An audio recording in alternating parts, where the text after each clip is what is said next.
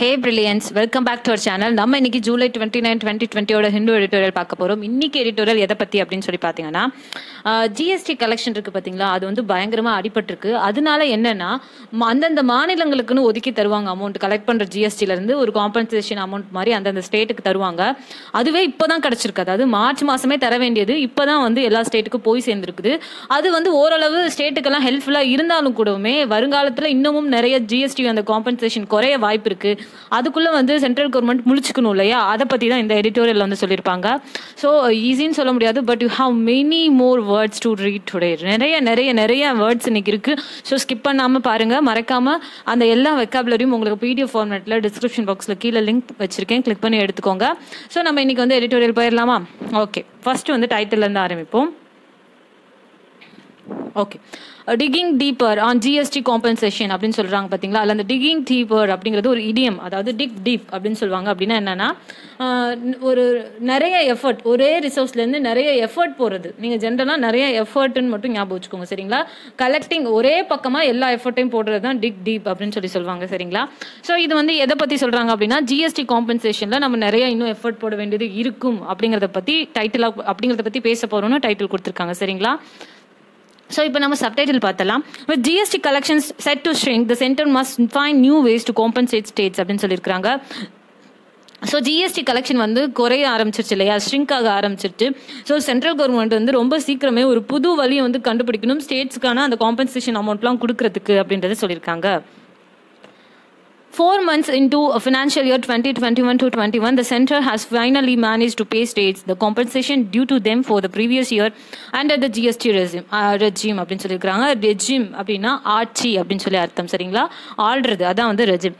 Okay, அதாவது இந்த financial year 2022-21 தொடங்கி 4 மாதம் ஆயிடுச்சு. இப்போ தான் ஃபைனலாக அப்படி இப்படி போராடி சென்ட்ரல் கவர்மெண்ட் வந்து அந்தந்த ஸ்டேட்டுக்கு கொடுக்க வேண்டிய காம்பன்சேஷன் அமௌண்ட்டே கொடுத்துருக்குறாங்க.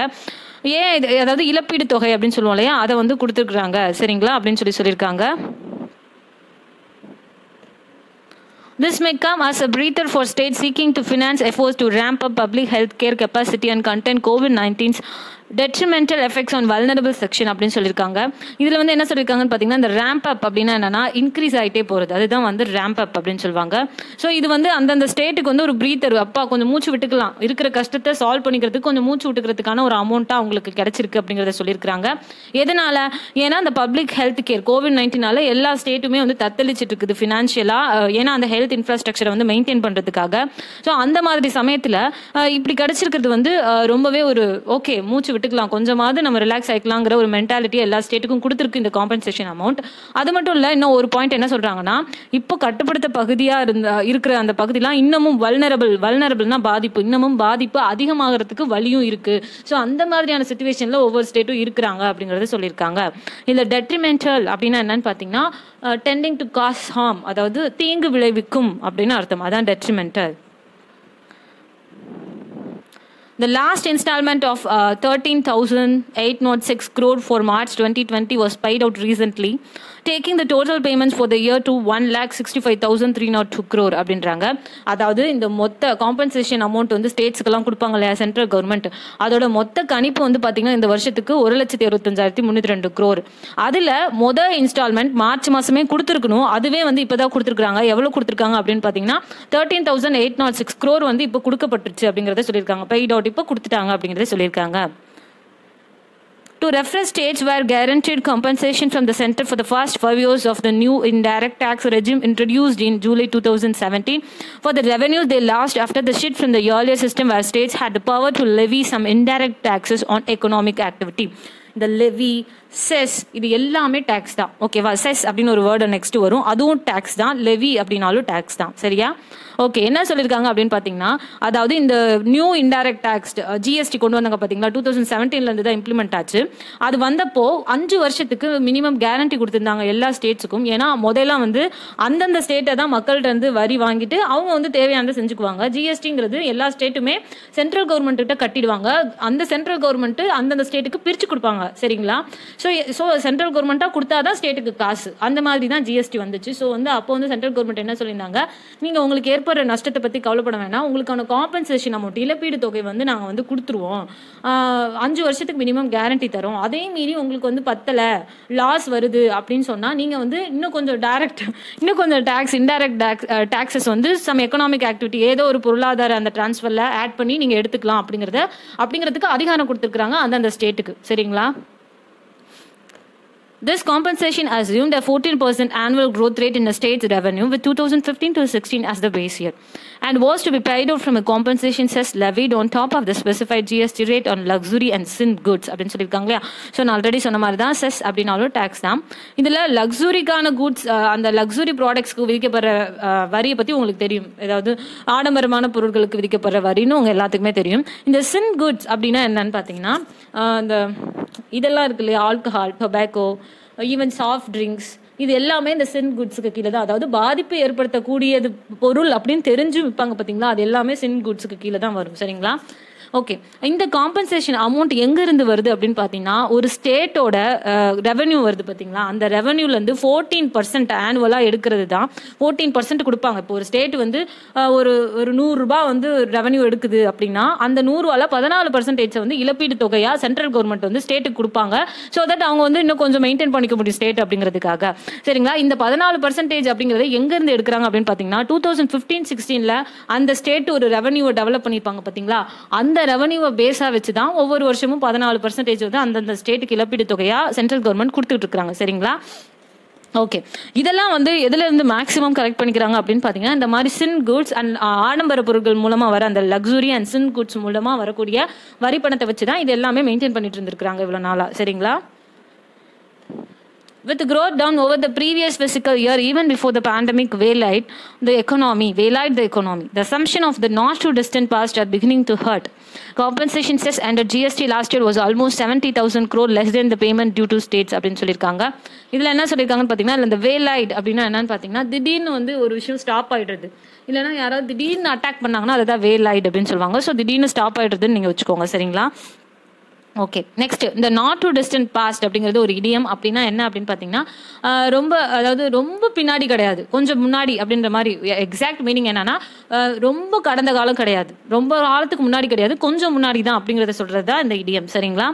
ஓகே, இப்போ வந்து நம்ம மீனிங் என்னன்னு பார்த்துருவோம். என்ன சொல்லியிருக்காங்கன்னு பார்த்துருவோமா?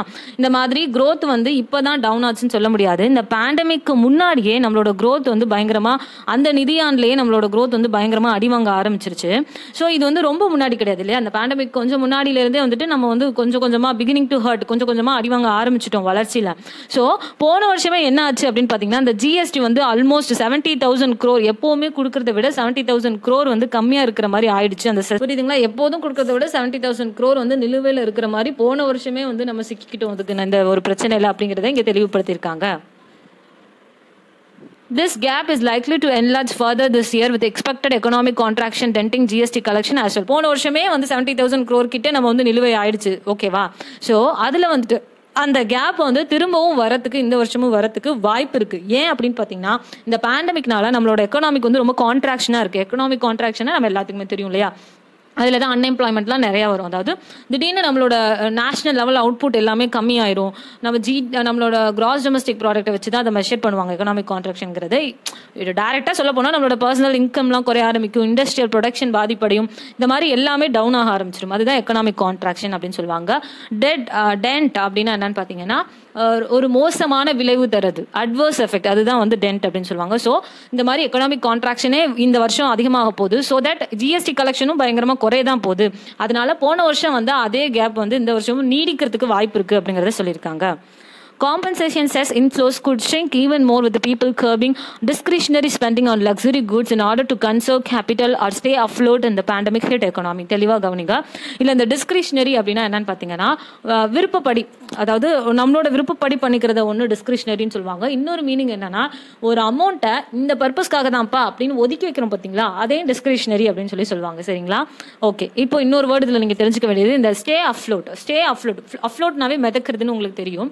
ஸ்டே அஃப்ளோட் அப்படின்னா என்னன்னா, தேவையான பணம் இருக்கு, நீங்க உங்க தேவைக்கான பணம் உங்ககிட்ட இருக்கு அப்படின்னா அதான் ஸ்டே அஃப்ளோட். ஒரு பிசினஸ்க்கு அந்த பர்சன் வந்து ஸ்டே அஃப்ளோட்னா அவன் பிசினஸ் அவன் ரன் பண்ற அளவுக்கு அவன்கிட்ட மணி இருக்குன்னா அதான் ஸ்டே அஃப்ளோட். ஓகேவா? ஸோ இப்போ என்ன சொல்றாங்க அப்படின்னு பாத்தீங்கன்னா, இந்த காம்பன்சேஷன் அமௌண்ட் கொடுக்க முடியாது. ஏன் அப்படின்னு பாத்தீங்கன்னா, அது நம்ம எடுக்கிறதே இந்த லக்ஸுரி ப்ராடக்ட் அண்ட் சின் குட்ஸ்ல இருந்து தானே. இதுல நம்ம அதிகமா இப்போ பாதிப்பு சந்திக்க போறது என்ன மாதிரி பீப்புள்கிட்ட இருந்துன்னா, கர்ப்னா கண்ட்ரோல் ஆகுறது, கர்ப்னா கண்ட்ரோல் பண்றது. ஸோ இந்த லக்ஸுரி ப்ராடக்ட்ஸ் வாங்குற பீப்புள் வந்து அதிகமா அதை கண்ட்ரோல் பண்ணிப்பாங்க, வாங்க மாட்டாங்க. ஏன் அப்படின்னா, தன்னோட தேவைக்கு பணம் வேணும் அப்படின்னு சொல்லிட்டு ஆடம்பர பொருட்கள் வாங்குறத தள்ளி வச்சிருவாங்க இல்லையா? ஸோ அவங்க தேவையை பூர்த்தி அப்புறம் பண்ணிக்கிற தேவையை மட்டும் பூர்த்தி பண்ணிக்கிட்டு ஆடம்பரத்துக்கு செலவு பண்ண மாட்டாங்க. ஸோ அப்போ ஆட்டோமேட்டிக்கா நம்ம அதுல இருந்து தான் காம்பன்சேஷன் அமௌண்ட் பார்த்துட்டு இருந்தோம், அது அப்படியே நின்று போயிடும் அப்படிங்கறத சொல்லியிருக்காங்க. சரிங்களா? ஏன் அந்த பொருள் ஆடம்பரத்துக்கு செலவு பண்ண தயங்குறாங்க? Because of this pandemic hit economy. Pandemic, இந்த COVID-19 இருக்க சமயத்துல எவனாவது கேனத்தனமா எல்லாத்தையும் செலவு பண்ணிட்டு இருப்பானா? பண்ண மாட்டாங்கல்ல, அதை தான் சொல்றாங்க. A little over half of the shortfall in last year's cess kitty has been plugged by tapping cess balances from the first 2 years of GST implementation அப்படின்னு சொல்லியிருக்காங்க. பார்த்தீங்களா? இதில் வந்து அந்த கிட்டி அப்படின்னா அந்த பொம்மை இருக்கு இல்லையா, நம்ம வந்து கேட்டோட அந்த எங்கர் அந்த அதை தான் கிட்டின்னு சொல்லுவோம். ஆனால் இங்கே கிட்டினா என்ன அமௌண்ட்டை பொறுத்த வரைக்கும் அப்படின்னு பார்த்தீங்கன்னா, ஒரு நிறையா பீப்புள்கிட்ட இருந்து சின்ன சின்ன அமௌண்ட்டை ஒன்று சேர்த்து அவங்கள எல்லாத்துக்குமே தேவையான ஒரு விஷயத்த செஞ்சுக்கிறது. எல்லாரும் ஒன்றும் காசு போட்டு நம்ம பண்ணிக்கொள்ள டீ பார்ட்டி வைப்போமே, எல்லாரும் 5 ரூபா போட்டு எல்லாரும் பப்ஸ் வாங்கி சாப்பிடுவோம் இல்லையா, அந்த மாதிரி தான் அவங்களுக்கு தேவையானதை அவங்களே சின்ன சின்ன அமௌண்ட்டை கலெக்ட் பண்ணி பண்ணிக்கிறதா கிட்டி அப்படின்னு அர்த்தம். ஓகே, வேற எதுவும் உங்களுக்கு பிரச்சனை இல்லை. இந்த இதில் மீனிங் பார்த்துரும். அதாவது அந்த லாஸ்ட் இயர்லேயே வந்துட்டு இந்த ஷார்ட் ஃபால் வரத்துக்கு எதில் இந்த செஸ் டேக்ஸ்ல எல்லாம் வந்துட்டு ஷார்ட் ஃபால் வந்துச்சு இல்லையா? அப்போ வந்து நம்ம என்ன பண்ணிட்டோம் அப்படின்னு சொல்லி பார்த்தீங்கன்னா, அந்த ஏற்பட்ட அந்த ஒரு பற்றாக்குறையை அதுக்கு முன்னாடி 2 வருஷம் நம்ம கலெக்ட் பண்ணிப்போம் பார்த்தீங்களா, ஜிஎஸ்டி, அதை வச்சு ஓரளவு பேலன்ஸ் பண்ணிக்கிட்டோம். போன வருஷம் வந்த ஷார்ட் ஃபாலை, ஓகேவா, பற்றாக்குறையை அதுக்கு முன்னாடி 2 வருஷத்துக்குள்ள வந்த கலெக்ஷன் வச்சு சரி பண்ணிக்கிட்டோம். The rest has been conjured up from the Consolidated Fund of India by debiting integrated GST fund that were lying with the center அப்படின்னு சொல்லியிருக்காங்க. பார்த்தீங்களா? இதில் வந்துட்டு உங்களுக்கு இந்த என்ன சொல்றது, உங்களுக்கு கன்சாலிடேட்டட்னாவே ஒன்று திரட்டுறது அப்படின்னு அர்த்தம். ஸோ இந்த மீதி இருக்கிற அந்த பாதி பற்றாக்குறையை ஏற்கனவே பண்ண கலெக்ஷன் வச்சு சரி பண்ணோம். மீதி கொஞ்சம் நஞ்சம் இருக்கிறது வந்து என்ன பண்ணிட்டோம்னா, இந்த ஐஜிஎஸ்டி கலெக்ட் பண்ணி வச்சிருப்போம் இல்லையா, அது வந்து சென்ட்ரல் கவர்மெண்ட் கிட்ட தான் இருக்கும். ஸோ அதை வச்சுக்கிட்டு கொஞ்சம் கொஞ்சம் சரி பண்ணிக்கிட்டோம். அதை வச்சு நம்ம இந்த மாதிரி ஒன்று திரட்டி வச்ச அமௌண்ட்டை வச்சு கொஞ்சம் கொஞ்சம் அப்படியே ஈயம் பூசி வச்சுக்கிட்டோம். சரிங்களா? அப்படிங்கிறத சொல்லியிருக்காங்க. IGST is levied on interstate supply of goods and services, and some of this levy collected in 2017 to 18, the first year of GST, when system was still tad ad hoc, had not yet been allocated to states. Having thus drawn on this unintended contingent reserve, paying compensation to states this year is going to be even more daunting for the center அப்படின்னு சொல்லியிருக்காங்க. So இங்கே என்ன சொல்லியிருக்காங்கன்னு பார்த்தீங்கன்னா, இந்த IGST அப்படிங்கிறது என்னன்ற மாதிரி சொல்லியிருக்காங்க. அதாவது இந்த ஐஜிஎஸ்டி சென்ட்ரல் கவர்மெண்ட் தான் இருக்கும்னு சொல்லிட்டேன். அப்போ அது எங்கேருந்து கலெக்ட் பண்ணுவாங்க அப்படின்னு பார்த்தீங்கன்னா, ஒவ்வொரு ஸ்டேட்டு கிட்ட இருந்தும் இந்த மாதிரி supply of goods and services பண்ணுவாங்க இல்லையா. ஸோ கூட்ஸ் அண்ட் சர்வீஸ் அந்த சப்ளைக்கு விதிக்கப்படுற வரியை கலெக்ட் பண்ணி வைக்கிறது தான் ஐஜிஎஸ்டி. சரிங்களா? ஸோ அந்த ஐஜிஎஸ்டி வந்துட்டு ஏற்கனவே என்ன நிலைமையில இருக்கு, டேட் அப்படின்னா சும்மா தட்டுறது, சுரண்டுறது, இல்லைன்னா ஒரு என்ன சொல்றது, ஒரு கொஞ்சம் பாட்டுப்பா, ஒரு கொஞ்சம் பகுதிப்பா, ஷார்ட்டுப்பா, ஸ்மால்ப்பா அப்படின்லாம் சொல்லுவோம் இல்லையா தமிழில், அந்த மாதிரி இடத்துலலாம் டேட் யூஸ் பண்ணலாம். சின்னதுப்பா, சும்மாப்பா, அதுக்கெல்லாம் இந்த டேட். ஓகே, அட்ஹாக் அப்படின்னா என்னன்னு பார்த்தீங்கன்னா, ஏதோ ஒரு விஷயத்துக்காக ஒன்று பண்ணுறது, இதுக்காக இதை பண்ணுறது, இதுக்காக இதை பண்ணுறது அப்படின்ற மாதிரி இருப்போம், அதுதான் வந்து அட்ஹாக். சரிங்களா? ஸோ இதுதான் ஐஜிஎஸ்டின்னு சொல்லிட்டாங்க. ஃபர்ஸ்ட் இயர் அப்போ அந்த ஜிஎஸ்டி கலெக்ட் பண்ண ஆரம்பிச்சதுலேருந்து இன்னும் வரைக்குமே சரியான முறையில் அதை கலெக்ட் பண்ணி ஸ்டேட்டுக்கு கொடுக்கறது வந்து ஒரு சின்ன சின்ன தடுமாற்றத்தில் தான் இருக்கு அப்படிங்கிறத சொல்லியிருக்காங்க. அந்த நிலைமையில தான் நம்ம வந்து இப்போ வந்து ஸ்டேட்டுக்கு வந்து அவங்கவுங்களுக்கான கொடுக்கக்கூடிய காம்பன்சேஷனை கொடுத்துட்டு இருந்தோம். கொஞ்சம் கொஞ்சம் பற்றாக்குறை வரும், அதை ஐஜிஎஸ்டில இருந்து கொடுக்கறது, அங்கேருந்து கொடுக்கறது, இந்த மாதிரி மெயின்டைன் பண்ணிட்டு வந்தோம். ஆனால் இனிமே வரக்கூடிய மாதங்கள்லையோ வருஷங்கள்ல வந்துட்டு பண்றது வந்து கொஞ்சம் கஷ்டம், ஒரு டவுட்ஃபுல்லான விஷயம் தான் அப்படிங்கிறத சொல்லியிருக்காங்க இந்த காம்பன்சேஷன் அமௌண்ட் கொடுக்கறது. At the last GST Council meeting in June, Finance Minister Nirmala Sitharaman had said the Council would convene again in July just to discuss the possible alternative to deal with this particular conundrum அப்படின்னு இருக்காங்களா. இல்லை அந்த conundrum அப்படின்னா என்னன்னு பார்த்தீங்கன்னா, ஒரு புரியாத விஷயம், ஒரு டிஃபிகல்ட் ப்ராப்ளம், கஷ்டமான ஒரு விஷயம், அதை தான் conundrum அப்படின்னு சொல்லுவாங்க. கன்வீன் அப்படின்னா என்னன்னா, ஒரு கூட்டத்தை வந்து ஒன்று திரட்டுறது, ஒரு விஷயத்துக்காக ஒரு நிறைய பேத்தையோ நிறைய பொருளையோ ஒரு விஷயத்தில் திரட்டுறோம் அப்படின்னா அதான் கன்வீன். ஓகே, ஸோ இந்த ஜூன் மாதம் லாஸ்ட்டாக நடந்த ஜிஎஸ்டி கவுன்சிலில் ஃபினான்ஸ் மினிஸ்டர் நிர்மலா சீதாராமன் என்ன சொல்லியிருக்காங்க அப்படின்னு பார்த்தீங்கன்னா, திரும்பவும் ஜூலை மாதத்தில் வந்து நாங்கள் இந்த கூட்டத்தை கூட்டி இதுக்கான பாசிபிள் அல்டர்னேட்டிவ்ஸ் வேறு வழிகள்லாம் என்ன இருக்குது சரி கட்டுறதுக்கு அப்படிங்கிறத பற்றி டிஸ்கஸ் பண்ணுவோம் அப்படின்னு சொல்லியிருந்தாங்க. அதை மட்டும்தான் இந்த பேசேஜில் சொல்லியிருக்காங்க. அடுத்தது பார்ப்போம். The chief solution officials have been fleshing out is for the center to raise special loans against future GST cess accruals in order to help meet its compensation promise to states. இதில் இந்த flushing out அப்படின்னு இருக்குது பார்த்தீங்களா. Flush out அப்படின்னாவே ஒரு விஷயத்தை பற்றினா additional information கொடுக்குறது. ஒரு பொருள் இருக்குன்னா அதை பற்றி அடிஷ்னலான இன்ஃபர்மேஷன் கொடுக்குறது தான் ஃப்ளஷ் அவுட்னு சொல்லுவாங்க. அக்ருவல் அப்படின்னு என்னென்னு பார்த்தீங்கன்னா ஒரு குறிப்பிட்ட டைம்குள்ளே ஒரு தொகையை அதாவது ஒரு அமௌண்ட்டை வந்து இன்க்ரீஸ் பண்ணுறதுக்கு வழியை பார்க்குறது, அதுதான் அக்ருவல். ஒரு குறிப்பிட்ட டைம்குள்ளே ஒரு தொகையோட லெவலை வந்து இன்க்ரீஸ் பண்ணுறது தான் அக்ருவல். ஓகேவா?